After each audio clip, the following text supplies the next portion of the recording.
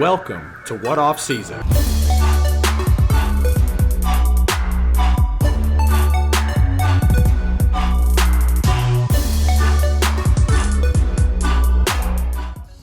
You already know what time it is. Welcome back into the What Off Season Sports Podcast, everybody.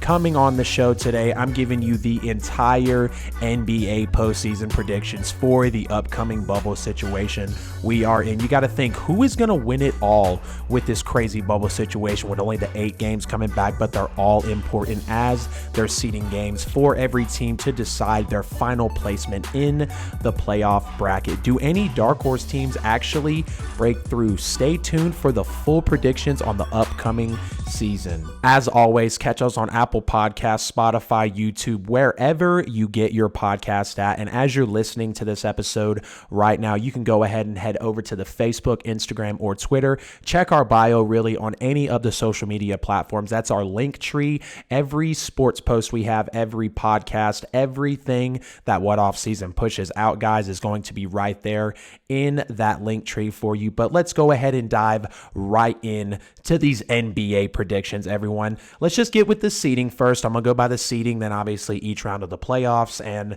this is going to be a great episode. I'm so happy to finally get some NBA predictions in and just really get a grasp on this upcoming season. Starting with the Western Conference, the 1 seed, of course, we all know, at least in my opinion, I know it's going to be the Los Angeles Lakers. You can't look past LeBron. I am loving the way LeBron James is playing this year. Not the old age, but in his career, with the age and with all the haters that have been all over LeBron. And that's really been why I've been such a big fan of LeBron this year, is everybody that was doubting him. And LeBron is actually, there's one thing LeBron's doing differently this season. He's hearing the haters and he's going to prove them wrong. And, if you kind of look in the past a little bit with LeBron, he's never 100% been the guy to always feed into the media. But if you even look at his Instagram, it's #WashKing, #comeback season. And I mean, I'm loving every bit of what LeBron is bringing to the table right now. And there's just really no explanation, in my opinion, needed here. The Clippers are a close second, but with the Lakers taking the 1 spot, LeBron James is still the best player in the league at his age, hands down, at the age of 34.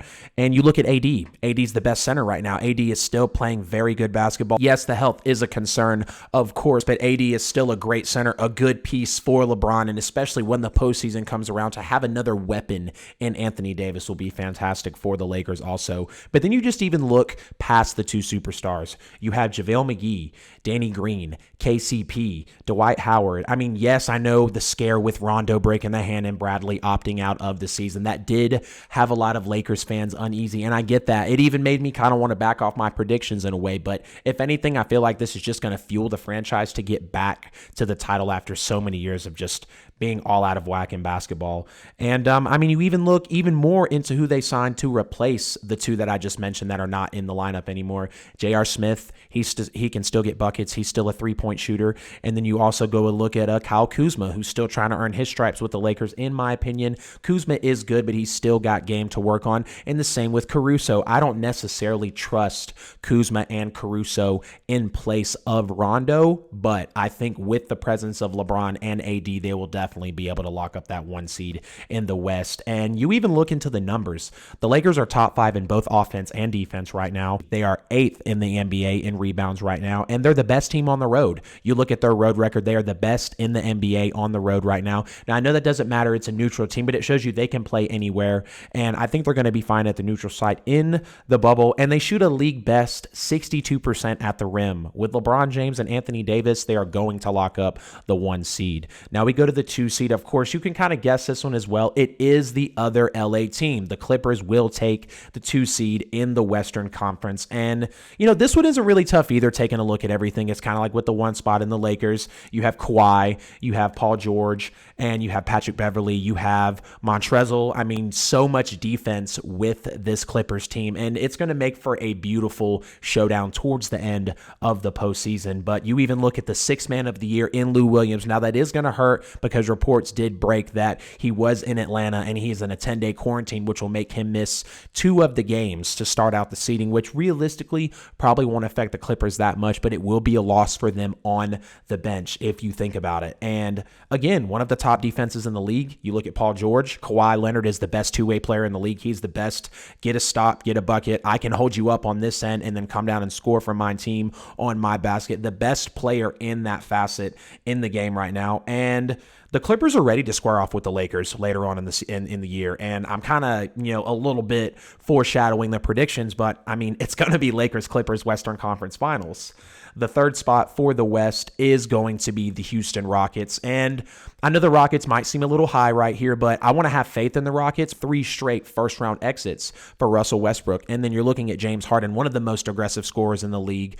Some people argue he is the best scorer in the league, not in my eyes, but still a great player nonetheless. But the playoffs do hold him up. That's why I said I know it is a little high for the Rockets here, but I'm going to tell you why I have the Rockets here. Another top 10 defense in the league. Harden and Westbrook play decent together. Not amazing, but I feel like they'll be able to turn on the burners in the playoffs when they need to the most. And I feel like this will be the year that James Harden can actually get the monkey off of his back and just decide to silence the haters, silence the critics, and just really show everybody that he can take his Rockets team that he got when he was traded from the Thunder, and he can take them to, I won't say an NBA championship because I think their ceiling's a little lower than that, but he could take them to a Western Conference Finals. It is possible, but will James Harden actually do that? They will win 6 of their last 8 games within the seeding, and that's what really will help them get the 3 spot. The 4 spot is the Denver Nuggets. Now, don't sleep on the Nuggets. I'm not sleeping on the Nuggets. I love the Nuggets here at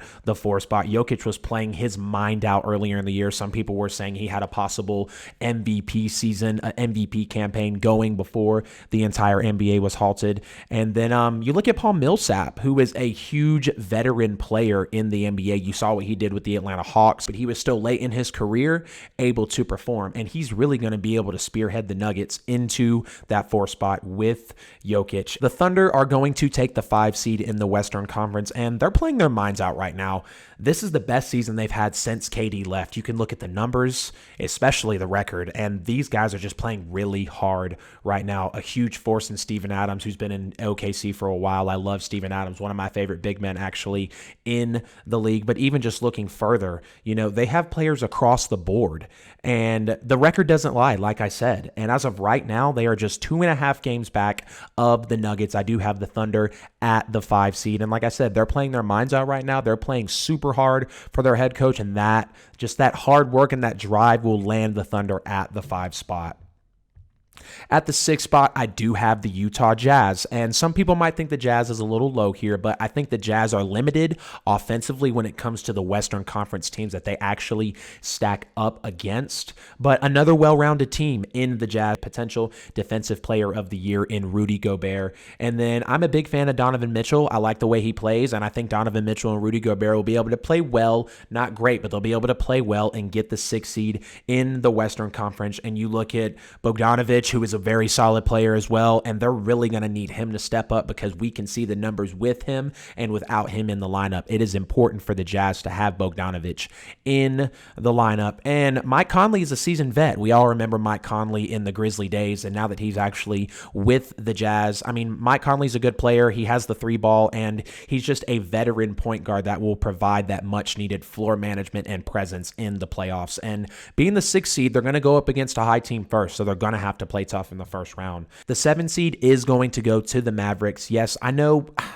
I feel like I'm kind of lowballing some of these teams in the Western Conference, but there's so much competition. And if you really look outside of Luka and Porzingis, I can't just really sell myself on any other aspect of that team. And they're going to do all they can to land in the 7th spot. And to round out the 8th seed in the Western Conference is going to be the Pelicans. And strictly because they're going to all but cruise through their last 8 games of the season. They're going to win at least 6 of the last 8.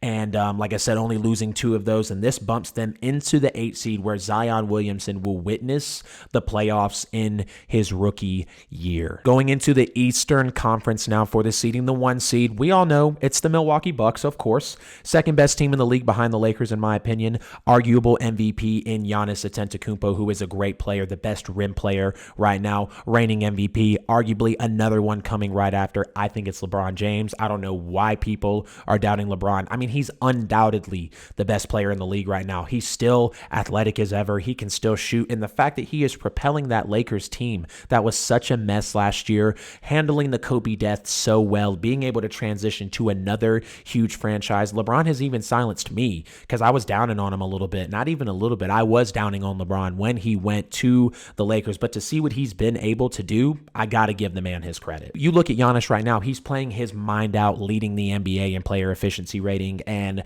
third in scoring, third in rebounds. He's a solid 26 and 27, 12, 13 rebound guy a night, easy. Giannis is a double-double. And then you look also, and the Bucks are deep if you look at the roster with Chris Middleton, Lopez brothers. You also look at Bledsoe, Korver, Hill. The Bucks have a good bench, and they're going to be able to be solid. Everybody knows the Bucks are the best team in the East. The 2 seed is going to go to the defending NBA champions, the Raptors. Yeah, I wanted to put the Celtics at the 2 seed so badly. Yes, the 2 seed. There's just something about Boston this year I really like. They have the swagger, they have the culture. I mean, I know they're not going to be in their house, but you know, the Celtics, they just have the culture to get back to the finals, and they're still a solid team at the end of the day. But you look here with the Raptors, they're still a good team without Kawhi Leonard, and the Raptors proved me wrong too. I was really doubting them, but to be able to hold, right now they're currently the 2 spot in the East, and they're going to keep the 2 spot in the East. I fully believe it. And you even look here, they had a 15-game win streak earlier in this season, which was phenomenal by Toronto. And then at the All-Star break, this is what made me realize that Kawhi was not as huge of an impact, at least right now, with the record and just how everything's playing out. Last year when they won the NBA title, they're just 2 to 3 games behind the same record this year. Back in February, they were just 2 games back of the Lakers for the second best record in the league. Yes, the Toronto Raptors have held the 3rd best record in the NBA for a good while. You cannot sleep on the defending NBA champions. Does that put Toronto in perspective for you? The Miami Heat will take the 3 seed in the Eastern Conference, and they're my biggest dark horse team right now in the NBA playoffs, 100%. And you look at Eric Spoelstra, who is a great coach. You saw what he was able to do with LeBron James, Dwayne Wade, Chris Bosh, the big 3, arguably, of our era right now in basketball, talking about, you know, back in the years of so. And even looking past Eric Spoelstra, Jimmy Butler can still play despite his attitude. You can't doubt it. I know he's hard to get along with, but Jimmy Butler can still play well. In the NBA, you saw what he was able to do with the Sixers, and now he's also going to be able to do this, and he still is. He's the Heat's best player right now. And then you also still have Udonis Haslem, Goran Dragic, of course, very solid players in the NBA for the Miami. Here's the thing about the Miami Heat that give them the 3 spot and the advantage over everybody. Every single player on their roster has opted into Orlando. Nobody has opted out yet for the Miami Heat. So they have their full disposal. You know, they're at full capacity, full potential for the NBA bubble. And, you know, the Heat were one of the few teams where the whole roster actually opted in. So that's going to help them out a lot. The 4 seed, you got to put respect on Boston's name. The Celtics are taking the 4 seed in the Eastern Conference without a doubt. And just before the season was held up, you got to take a look at this.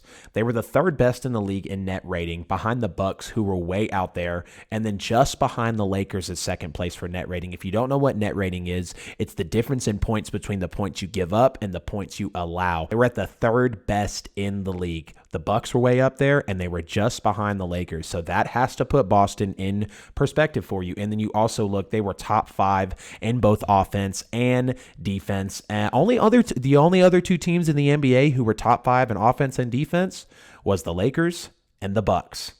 That has to put Boston in perspective for you. Jason Tatum is evolving. He is really stepping his game up. I know Jason Tatum had a lot of haters when he had first come into the league, but he's actually evolving into a good player for Boston now, and he is becoming a key role in that lineup. And then Kemba Walker. Kemba Walker is arguably one of their greatest offensive players. He's able to open up that offense a whole lot. That was a great acquisition in Kemba Walker. And then you can't forget about Gordon Hayward, a very solid guy. He can hit a lot of shots for you. He can go strong to the hole if if he needs to. He's almost like that plug-in player for you. That is his role in Boston now.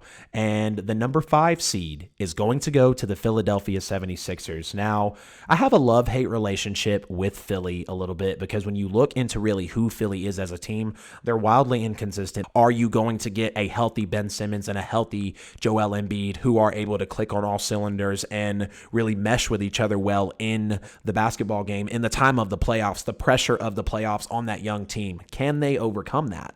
And, Embiid is healthy and hungry, without a doubt. But under pressure after last year's end, we obviously saw the immense emotion from Joel Embiid after Kawhi Leonard hit that crazy shot to send the Raptors to the finals. And then Simmons also has pressure on him as well because he needs to make an appearance this year in more aspects of his game. He has to get the jump shot up. And with him being such a tall guy, he can have that height advantage over people, but he has to expand that range in order to get the Sixers to the next level of the playoffs. And he's also coming back from a back injury. So are you going to get a healthy Joel Embiid and Ben Simmons? That's why I have them at the 5 spot. And, Al Horford is a great solid presence down low. We saw what he was able to do with Paul Millsap when the Hawks, again, went to the Eastern Conference Finals. So there are solid players with the Sixers. They just have to be more consistent. The number 6 seed in the Eastern Conference, I am going to give it to the Indiana Pacers. Whether Oladipo plays or not, the Pacers are actually still good. You can go look at the numbers. They were 18-9 earlier in the season, one of the best records to start the season off,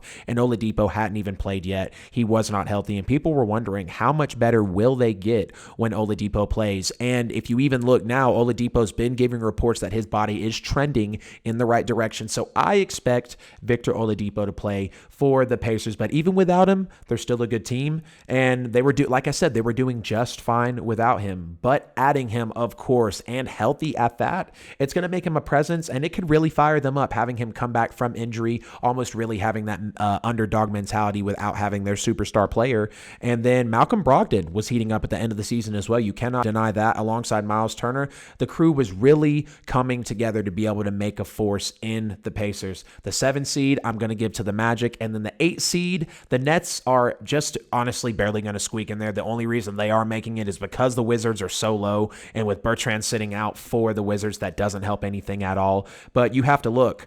The only reason the Nets are here is because they are barely better than the Wizards. Bertrand sitting out is honestly one of the defining things right now. And of course, if KD plays, of course, if DeAndre plays, of course, if Kyrie plays, then it's a different situation. But guess what? If Steph wasn't hurt and Klay wasn't hurt and KD didn't leave, where would the Warriors be? So, take it for what it is, guys. The Nets are going to land in the 8 seed. All the seeding is set now, everybody, and we're going to go into the quarterfinals, but let's start with the Western Conference first. You have the 1-seeded Lakers at the 8-seeded Pelicans. Unfortunately, no explanation on this. LeBron and AD are going to 100% be able to handle that young Pelicans team. Zion might steal a game, but honestly, Lakers sweep. LeBron James and the Lakers, like I said, guys, there's really just no explanation for it.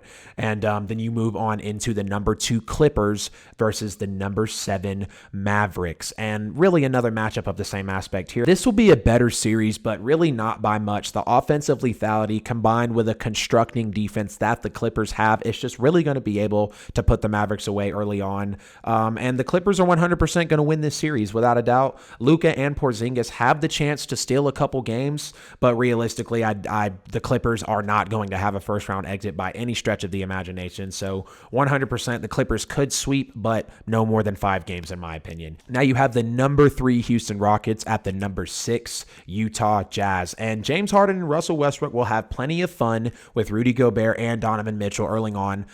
I could see the series going 7 games, 100%. James Harden and Russell Westbrook will be tested early on with the physicality of the Utah Jazz. And will they be able to mesh well together with the defense that the Jazz are going to be able to apply to the Rockets, especially when it counts? And we know how Harden and Westbrook can get when they get in their head, when their emotions start flowing, especially Westbrook. So they might try to get in Westbrook's head a little bit in this series. But either way, I see it going 7 games without a doubt. Rockets in 6, 7 at the most. The number 4 Nuggets squaring off against the number 5 Thunder. And this is going to be another series with a lot of potential. This is one thing I've been loving about the NBA here lately is the competition that's coming together nicely. There's not just that one runaway team. I mean, even with the Bucks at 51 wins, you still have plenty of teams at 43 and 44 wins. Quite a few teams that are just right there behind the Bucks. You cannot deny the Thunder. They've been playing, like I said, playing their lives away, playing so hard this whole season. Now they're just going to be one seed behind the Nuggets, unfortunately.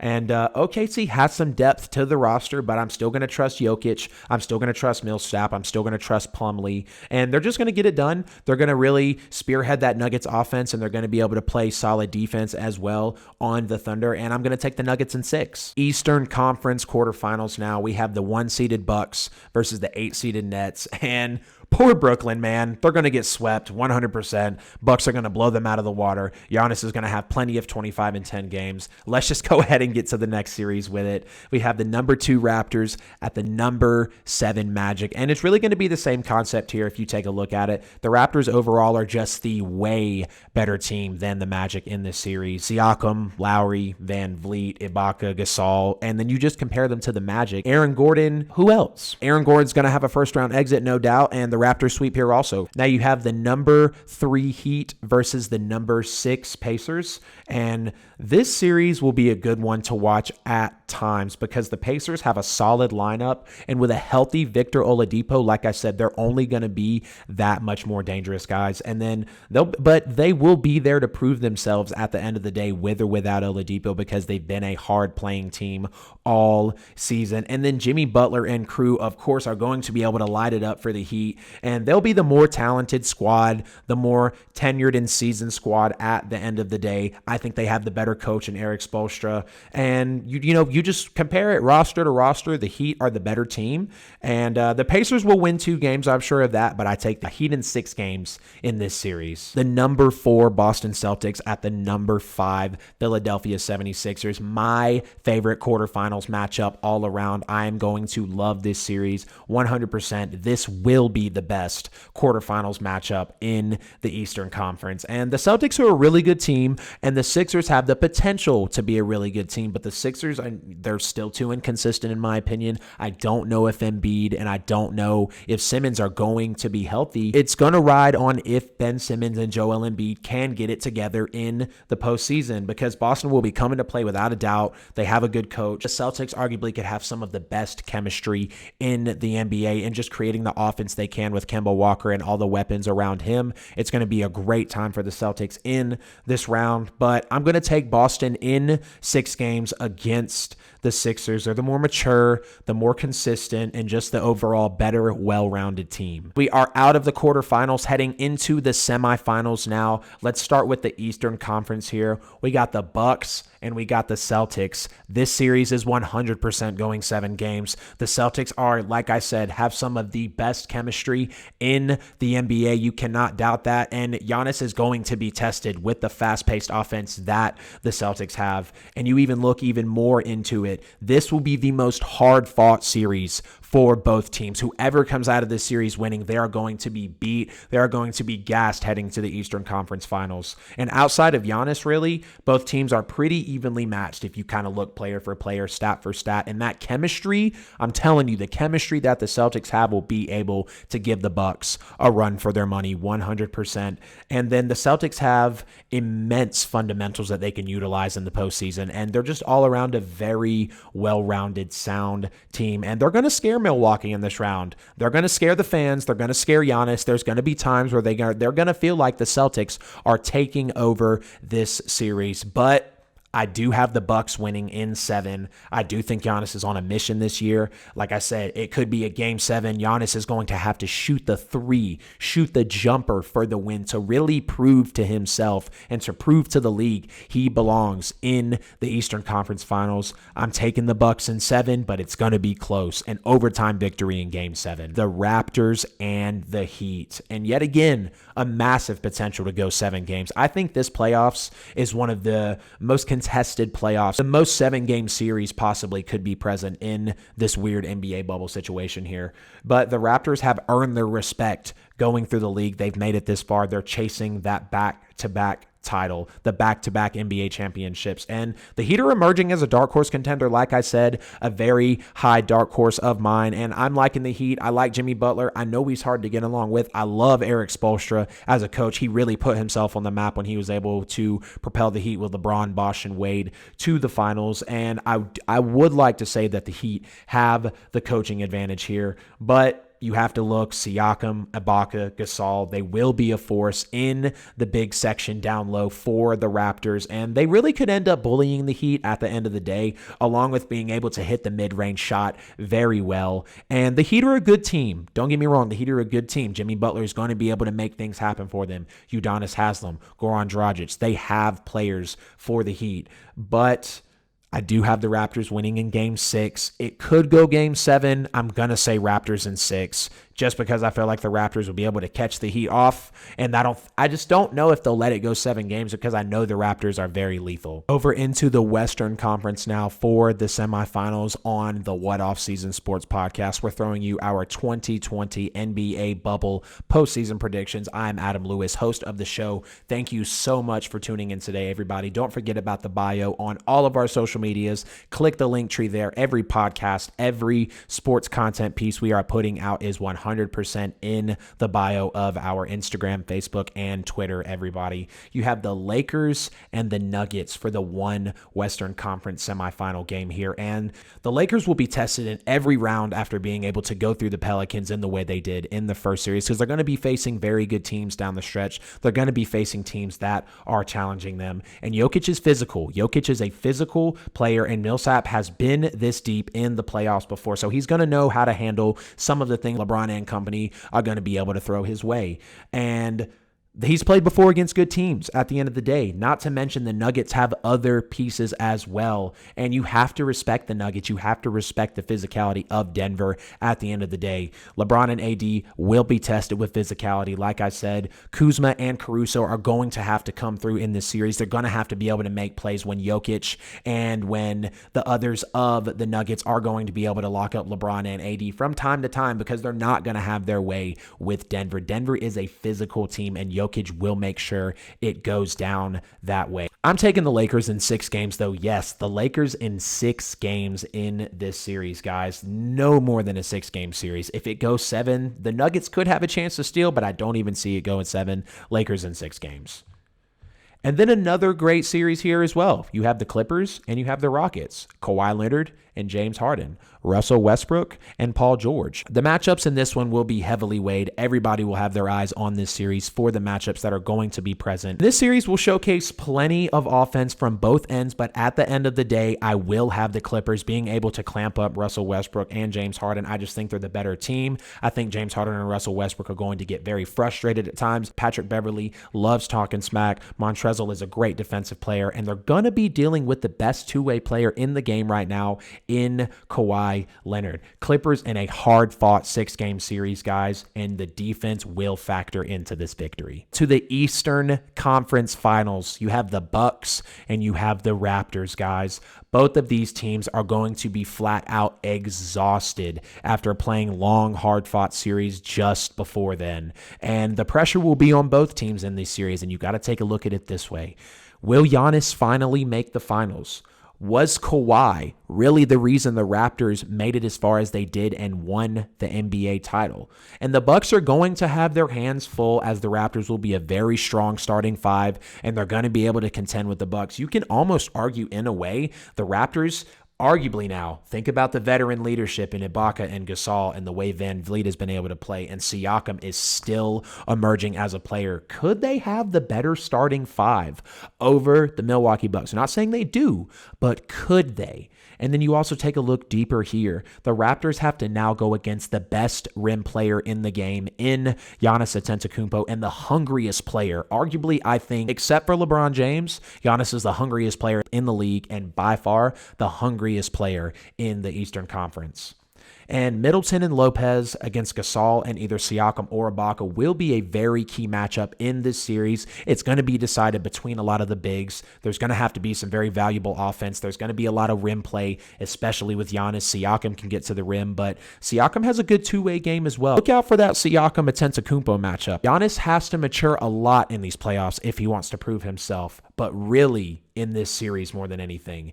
And the Bucks in another hard-fought series, the Bucks are going to win this one in 7. It could be another overtime game. I don't see this. With the Raptors almost on the second straight NBA Finals berth, this game is going 7 series, but I'm giving it to the Milwaukee Bucks. Over to the Western Conference Finals now. We all know that we would not have accepted anything else other than a Los Angeles versus Los Angeles Western Conference Finals. That's right, guys. It is the Lakers and the Clippers in the Western Conference Finals. We've been talking about it since Kawhi and Paul George got traded. We've been talking about it since AD got traded. We've been talking about it since LeBron's been speaking out against the haters, and now it is time to see who is the best team in Los Angeles this NBA season. And this is the number 1 series everybody has been waiting for all season. LeBron versus Kawhi. Who takes their team to the title game? And Paul George will be playing defense against everybody. He's going to have to. And that's another great thing about Paul George is he can play defense on multiple players. Kawhi Leonard's the best two-way player in the game against the best player in the game in LeBron James. With the series being so close, you have to look into the starting 5. The Lakers have the better starting 5 over the Clippers when you go player for player. But when the bench comes in, the Clippers do have the better bench. They will have Lou Williams in this series, the 6th man of the year. The Clippers are the better defensive team also. Paul George is an amazing defensive player. Patrick Beverley, Montrezl, and Kawhi Leonard. He is going to give the Lakers fits in this series. LeBron is going to have to take over this series to stop the best two-way player in the game in Kawhi Leonard. Kawhi is going to be able to stop LeBron at times. Kawhi was the reason, especially when it was in that Bucks series, he was able to clamp up Giannis. That's why Giannis wasn't able to go the way he was, because Kawhi was able to lock him down, and that's what propelled the Raptors to the title last year. The Lakers have had this energy around them for a while, though, around them all season, especially with LeBron taking the criticism to heart from all the haters that he's been clapping back at on Twitter, and he is going off this year. Anthony Davis is definitely going to be defensively challenged for most of this series. You might not see a lot of offense from LeBron and AD, but especially